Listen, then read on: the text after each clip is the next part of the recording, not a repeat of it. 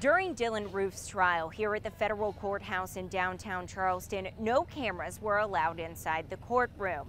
You may have relied on a reporter's account of what happened inside. But now, more than a year after the verdict, the jury's foreman is ready to share his story of how he came to the decision of the death penalty. Gerald Truesdale has spent much of his life in an airplane seat. On a Monday, Uber to the airport.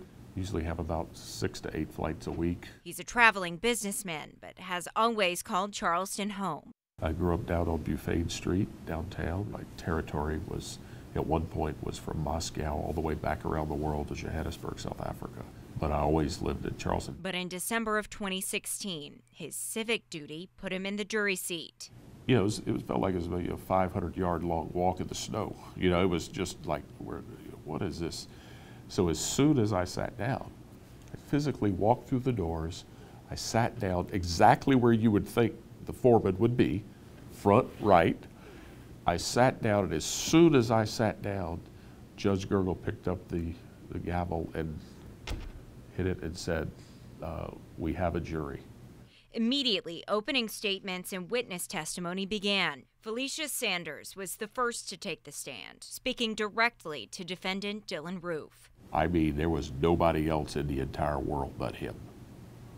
And, you know, when she said, you know, I'm not sure the exact words, but it was to the point of, you deserve to be in the pit of hell. The only time he had any communication at all from an emotional standpoint, when she said the pit of hell, he went, that was it. Sanders was there the night Roof shot and killed 9 people at Emmanuel AME Church.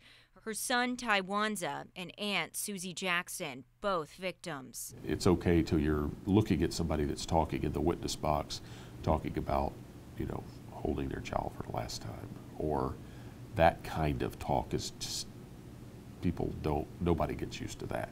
Nobody has enough of it to get used to. At the end of each day, Truesdale returned home to his wife, something he hadn't done daily in years due to his job. But the law prevented him from talking about what was consuming his mind, the trial. It was very strange sitting in a room with the person you most want to communicate with and can't talk. It was difficult. But after the testimony finished, closing arguments delivered, deliberation began. 12 jurors, 10 women and 2 men, Truesdale as foreman. And for the first time, they could finally talk about what they had just witnessed. In all reality, no matter what the thought process was, I don't think there's really, with the information and the data that was presented, there's no humanly way possible that you could think that he didn't do this. He recalled this FBI video of Dylann Roof's confession. I had to do it. Went around the room, guilty, guilty, guilty, all done, okay. The jury found Roof guilty on all 33 federal charges. After a holiday break, they returned back to the courtroom in January for sentencing.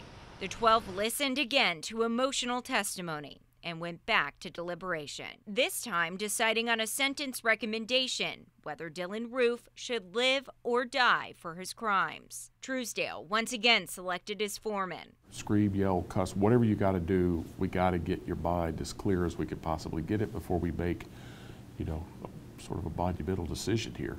His personal decision about the death penalty went back to that morning when he read his daily devotional. Whoever sheds human blood, by human shall their blood be shed.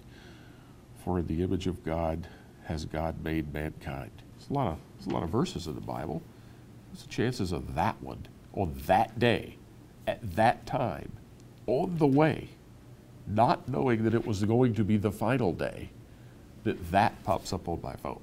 Back in the deliberation room, 11 voted death penalty. 1 was unsure, needing to review a piece of evidence. Truesdale says the decision took about 25 minutes. Their recommendation, sentence Dylann Roof to death. You know, probably the one that turned it for me was, you know, Susie Jackson. She's 80 plus years old. I think he shot her 6 times at point blank range. Over her body. 6 times. She was 80 plus. Really? You're done. So now, more than a year after that trial, Truesdale says he can look back on that time knowing that justice was served. People don't necessarily need to make judgments on things that they're not involved in, because it really doesn't affect you. Somebody, you see something on TV and you go, yeah, they'll just kill that person. Till you're the person handing that document that is going to end that guy's life. You just don't even have the justification to even make that comment. Dylann Roof is currently on death row in Indiana. June 17th will mark 3 years since the shooting. Libba Holland, Count on 2.